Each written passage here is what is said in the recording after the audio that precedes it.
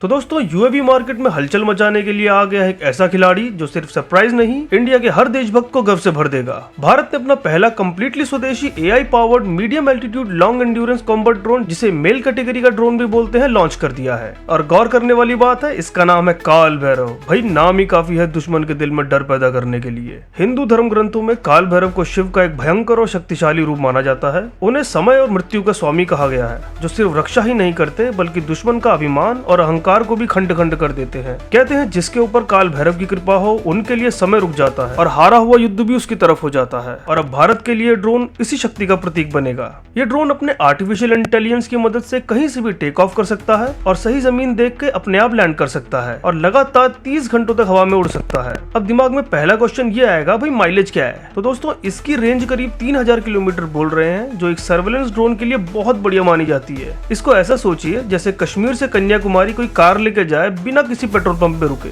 इसकी बढ़िया एवरेज आती है इसके advance light weight composite body से, जो इसे ज्यादा तेज और ज्यादा मजबूत बनाती है। फिलहाल तो ये रिकॉनिसेंस यानी निगरानी के लिए डिजाइन किया गया है, लेकिन फ्यूचर में इसके पंखों पे छोटे बम लगा के इसे दुश्मन के टारगेट्स को सीधा मार गिराने के लिए भी यूज किया जा सकता है। और सबसे बड़ी बात, लॉन्च होते ही भारत ने इस ड्रोन के लिए $25 मिलियन का एक्सपोर्ट ऑर्डर हासिल कर लिया है। एक साउथ एशियन देश जिसका नाम अभी ऑफिशियली डिस्क्लोज नहीं हुआ है, लेकिन अंदाजा ये लगाया जा रहा है कि शायद ये मलेशिया है, क्योंकि मलेशिया ने पहले ही भारत से ब्रह्मोस मिसाइल खरीदी थी और अब अपने आप को चाइना के खिलाफ मजबूत करने के लिए काल भैरव जैसे एआई ड्रोन्स की जरूरत महसूस कर रहा है। मतलब भारत अपने हथियार भी बेच रहा है और चाइना को इनडायरेक्टली घेर भी रहा है। दोस्तों ये सब तब हो रहा है जब अमेरिका के प्रेसिडेंट डोनाल्ड ट्रंप के नए टैरिफ्स ने इंडिया यूएस डिफेंस टाइज में कड़वाहट ला दी है। और सच कहूं तो अब भारत को यूएसए के वेपन्स पे ट्रस्ट करना भी नहीं चाहिए, क्योंकि ये लोग अपने हथियार बेचते हैं अपनी शर्तों पे और उनमें हिडन किल स्विच लगा देते हैं।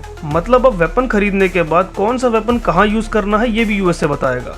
हद है। लेकिन काल भैरव का लॉन्च डिक्लेयर करता है कि भारत अब किसी भी फॉरेन पावर पर डिपेंड नहीं रहेगा। काल भैरव सिर्फ एक ड्रोन नहीं, ये भारत की आत्मनिर्भर का संकल्प है और किसी भी बड़े देश के आगे झुकेगा नहीं साला वाला एटीट्यूड पेश करता है। और ये तो बस शुरुआत है दोस्तों, आगे आगे देखो होता है क्या। यूएस टैरिफ जितना इंडिया का नुकसान नहीं करेंगे, उससे कहीं ज्यादा नुकसान लॉन्ग टर्म में यूएसए का ही करेंगे। ऐसे ही और डिफेंस अपडेट्स के लिए हमसे जुड़िए। जय हिंद।